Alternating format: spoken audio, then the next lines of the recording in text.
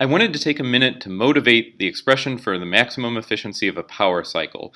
So imagine that we're given a reversible power cycle operating between two thermal reservoirs, so the picture should look something like this. Well, the efficiency of any power cycle is given by the work done by the cycle divided by Q sub H, which is the heat energy transfer from the hot reservoir to the system.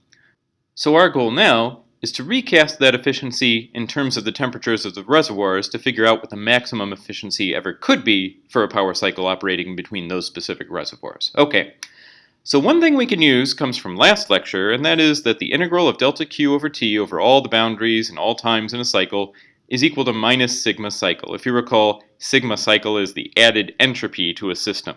Okay.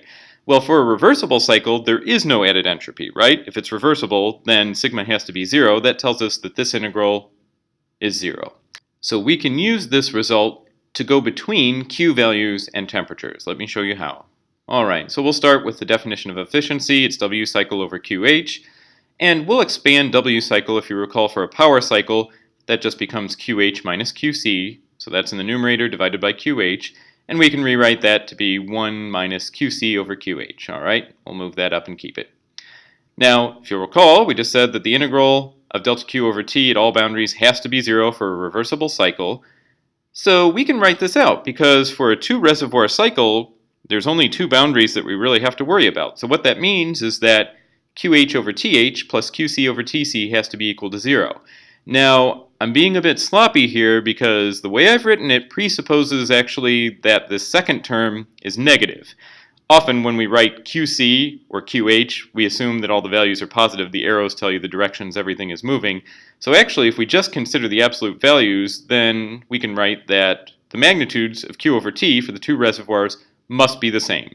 So that has to be true as long as we're taking absolute values here. QH over TH must be QC over TC. Well, we can rearrange this to be QC over QH equals TC over TH. And hey, guess what? We can take this ratio, QC over QH, and plug it into our expression for the efficiency. If we do that, we get now that the maximum efficiency of a power cycle is 1 minus TC over TH. So how do we actually know that this is the maximum efficiency of a power cycle? Well, it's because we used a reversible power cycle. So the assumption that we employed was that the integral of delta Q over T at all boundaries and across all times in the cycle was 0. That corresponds to the case of a reversible cycle, and you could never do better than a reversible cycle, right? So that gives us the value of eta max. In real life, when you actually construct a power cycle, you'll have some eta, some efficiency that comes in below eta max, and of course that's fine. You can make exactly the same sort of arguments for refrigeration cycles and heat pump cycles using their expressions for their coefficients of performance, but still using the fact that the integral for a reversible cycle of delta Q over T will always be 0.